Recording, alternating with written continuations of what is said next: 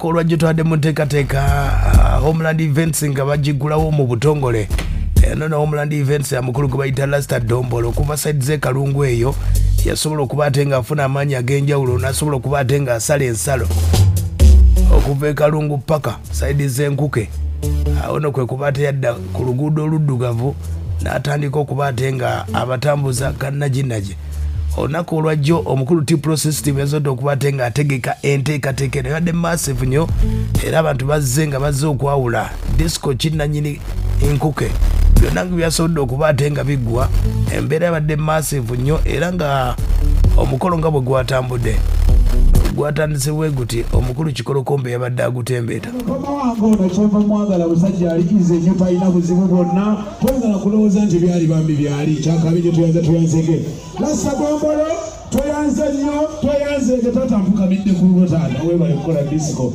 webale kukola sawundi webale kubanga teweeraga webale kutuyisa bulungi kyali bannange ebyaddala sikulwana sigamba nti obaki omusajja ono bambi muntu mulamu webale kukola disco tunjagala yogereko eri abantu kubanga ebiseera ebisinga lwaki jiwulidde awo twabadde tugitongoza gye bayita Homeland events yabadde enkuke mu kisaawe yabadde kuba DJ abaddeko kwaddeko so DJ Bruce DJ Pius be bakibaddemu awo bonna basobodde okuba ate nga bakitembeese nabaddewo nga njigulawo mu butongole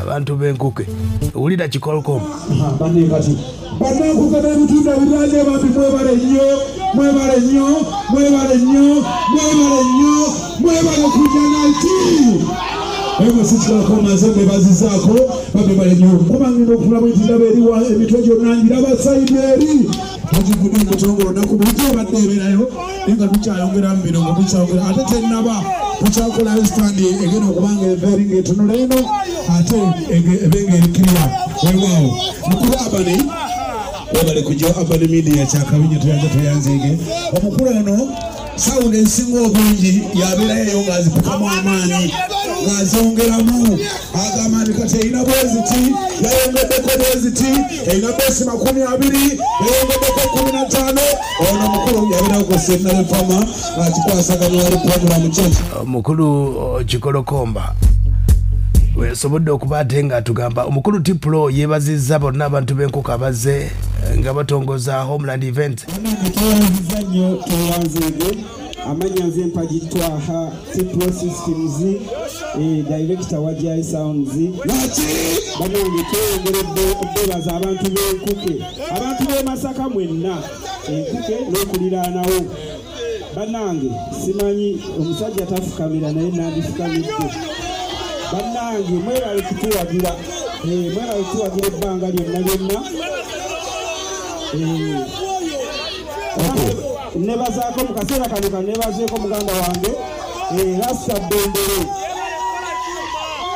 anyongeddeko kyamaanyi nnyo ku sounds ze zonna zino z'alina twatambudde naye ebbanga ddene nga tanneekaanya ate nga nange simwekaanya bane ne timu yonna gyenkola naye T-Pro systems manager godi awo ku mulyango bonna mwenna ba DJ bentambula nabo DJ Faruku bonna sijja kumenya sekinoomu wabula neyanziza nnyo yoyo nno wawajjayo sound ze omukulu gwe bayita T-Pro system era oba oyagala ye wajjayo nga bwe nasoze okunoonyereza bw'ogisanga eminyinya bw'oba otegeka totegekayo kuba eminyinya baagala nnyo wajjayo erwega kyanja nakitalaaka esembabule yemu ku disc ezisinga okuba drive eya T-Pro gye bayita wajjayo omukulu Dombolo alina obubaka bwe yabibazizza abantu be amanya Lasta Dombolo nga bulijjo temujjangu okwo emyaka gimaze okola natandika okutuuka wentuuse okubeera nga mumpadde ekyanamba emyo nange nja kukola ekisoboka okubeera nga amawaka ennyininyini kimwetaaga okubeera nga sibbirira mwaka ku mwaka ebyange tebijja kusinga biinako katiniyo Lasta Dombolo nsonyiwa okubuuza oli mukama wange ekintu kino bangi beetaaga okumanya wakitandika otya kuba tokirabika ekintu kino nazaalibwa nga kindi musaayi nga kijja okuba essebo kubanga omwana kyanaaba bagamba akaliro akendo okalabira ku mukolona essebo ndava dda nga ndi mwana muto naye nga ne bazadde bange balaba nti omwana ono ajja kuba wansasalire olaba ku lediyo gye bayitanga sawundi solo okumaanyi enatandikira nga ngatirira ngera omwana kyanaaba ebigambo ebyogerwa babyogera abagamba nti omusajja oyo atandikanga emizima egisiba mu bidomola byali bituufu kituufu twagivuganga na ku bugaali maanyi ga kifuba naye kati obudde buno ogitumya givaawa naye kati buwagizi bwokka kubeera nti tayinza kwogerayo gye giva ye mukulu gwe bayita Dombola enteekateeka bwe yatambudde Homeland nesobola okuba ate nga yesigalizza ekifo ky'enkuke lwakuba Dombola waggulu mu kifuba oyinamu naye waggulu enteekateeka yatambudde bwetyo nkuke nesobola okuba ate nga Homeland yagitutte ebuyaga yasigadde mu K2 Bukunda Kalizo kyotera Sanja Mutukulawo K2 tosala bw'oba oyagala ekiro ni Homeland aweeri Embiriizi SBL tovaawo abantu b'Erwengo SBL ne K2 awo ate nga lyantonde K2 Essembabule wakyaliwo olutalo lwa Homeland ne K2 ate abantu b'Entuusi K2 Matete K2 bw'oba ogenze Kalungu Homeland yeesibirayo eyo ebuwama Homeland eyo ekaliisizo K2 ekyakuteyo Zebra Sound bw'ogenda mu Soweto lwamikome eyo yonna weesinga okuba ate ng'ekuba mu nteekateeka ezo ebitundu ebirala nja kuba ate nga mbikutegeeza naye nga okulonda kwasobodde okuba ate nga kwatambudde K2 yasobodde okuba ate nga yeetisse ekitundu ky'enkuke olw'ensonga nti yaleese ekyenjawulo Tipulo yaleese ekyenjawulo ne kijja bwe kityo kati gwe negataako nanti bagamba nti njubisa nnyo kati nabo batubuulire eriwo esinga mu bitundu byabwe tusobole okuba ate nga tubigatta bulungi nnyo sooka ombuulire omukulu wa Tipulo Systems webale kuwuliriza Tipulo Systems angambye kwali omukulu Tipulo Systems kulikayo mukama wange bwe twabadde adda side z'erwa ebitakuli abeerwa ebitakuli Tipulo agireeta agende erukaya enteekateeka yonna agitambuze mubadde mugamba bato zonna agenda zireeta abagambye Spice Dan ne Shiba aleete kaani ab'enkuka akyali nammwe oyo Tipulo yennannyini bato yazisooka bino byowulira nti SBL omuzeeyi Kasozi byategeka Tipulo yakitandikawo yakoze drive okuva mu Nnyendo paka Nkuke abantu ne beebuuza omusajja kiki Tipulo yakola wajjaayo yesinga okuba drive mu Masaka gwe n'oba ne drive eyenkana etya tebakulimba kati katugende mu masimu beesalirewo kubanga omukulu Rajabu Mukidde agamba nti sebo ese Luganda ewamu eminyinya ani asinga okubaawo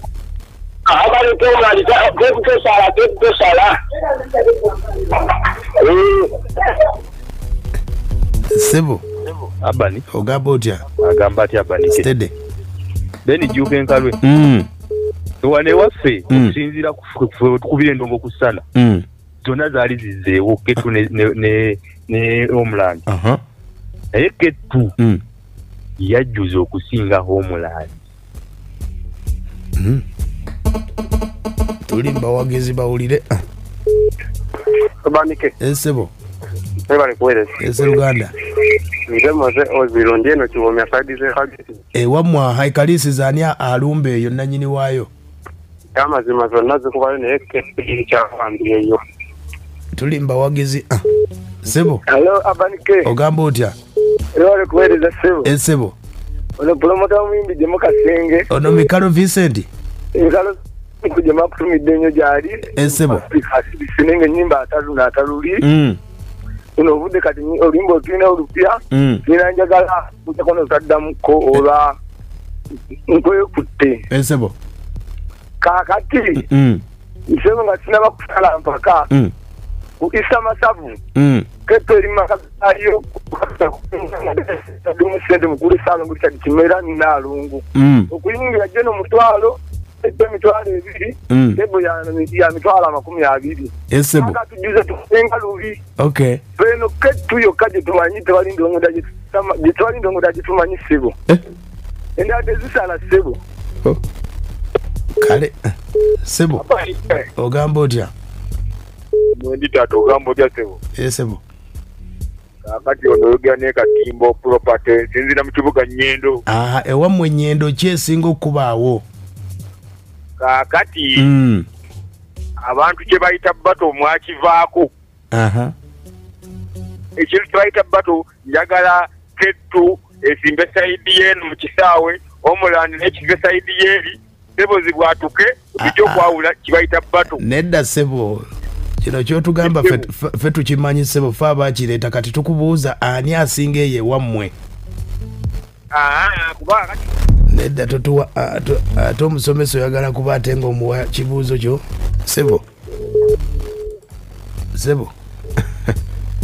mukulu katimbo ayina ansa zaga allo esebo amagera kali yangu masude kabonera esebo abe kabonera wadde otuleseeyo tukoonako agati eno yo K2 ya wamba kale Seruganda omukulu wuuno sebo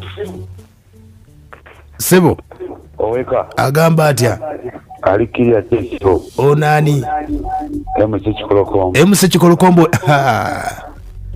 abani esebo obi abantu tubalambuludde bulungi waliwo Homeland event ne okufisa kata abantu bamanyi Homeland olw'ensonga nti yetambudde nnyo eno event yakatandika etandise jjojjozi esebo ebintu byakakuba bibali bubazi kati era omuntu yenna gyebava gye buddaye omugamba Homeland nga tomwawulidde nti event oba sound esebo kyagenda akimanyi nti Homeland ali akimanyi ki Homeland tomwawuliddeewo kati yonna gyotambudde eyo kabonera kyotera omanyi tenakutambulayo nnyo banga erya event esebo sound esinza okutambulayo nnyo Homeland sound bawanki gyebasi bo balowooza gyobagamba so basebo ne bannyabo nduza omukisa guno okubeebaza abawagizi baffe mwenna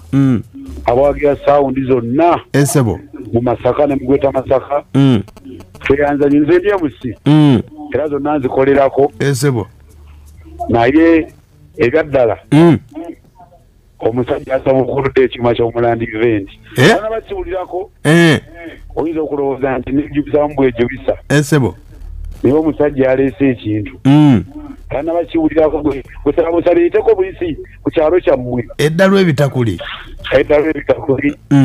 tudde Lukaya ate awo tujja kuba tuddayo kenkoko nga tuteshiba okay esebo yamutegesi kabejjamu ekyo ekintu anti abivumbudde bonna ne bakoppa kiyovu yonna mukulu tipulo yaleeta kiyovu nabadde batandika okutegeka kati ebivulu byonna biri ku kiyovu enteekateeka yeyakayiikuzi nga wagiwulidde Homeland event ekinoni sebo omukulu Kikolokomba ekinoni Homeland event ekuba ebuwama gye yatandikira ayina embaga gye yatandikira eyo esembabula yali ekubye eyeera kayiikuzi ye ekigangaza eyo tosala bulenge wa yonna naye nga saidi z'okulwe oludda saidi zeewa kyotera olwa K2 omukulu Kikolokomba bw'atugambye ensonga ze sebo abani ogamba otya mwendi baawe esebo beniko mitale naye eno saidi zeno yonna kutandikira kyotera paka kutukula K2 yeyogera era nekyoyeza kufuga wabula bimuli akolako ebitanyuma ku nvagi kukyapaawo ati awe subini abantu ne libagwamu K2 nesigala ng'ewanise ebbendera abatoneko mwitale kuva kasatu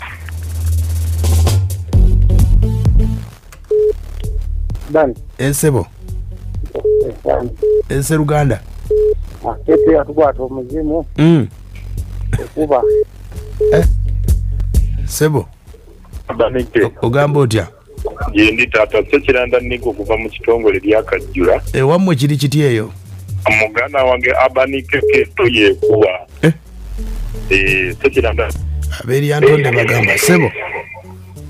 Webale kuweereza Abanike. Sebo. Ono Jamiru Kabuze mase. Taata Homeland. Ye kyasinze. Kayikuzi event. Kayikuze eyo event tujagala tugirabeko. Ejja. Bagambe baverwe bitakubasale bajje wane waffe matete bannaye. Tipula Wulira. Sebo. Sebo. Abali. Ogamba otya? Webale kuweereza. Sebo. Mayengo Plondi kiwuluzi mu kibingi. Naye ne waffe. Homeland tajijjaawo. Homeland wansi. Yatta Mayengo Plondi kiwuluzi mu kibingi. Kale. Abanike. Sebo. Webale kuweereza. Ruganda. Anasenyange kyali tesanje. Endongo ekizo okumenya oba enesanje. K2. Sebo. Abanike. Ogamba otya? Okuweereza webale. Sebo. Nagaga manisi mumbuje vandiwa nekunyika kakati abani. Tukirize wali okwesudia naye tukirize K2 ndongo. Sebo. Soko ngambe. Sebo. Abani webale kuweereza. Sebo. Nabera Lawrence ebibale uyaga. Tenewape K2 yakwata mwana.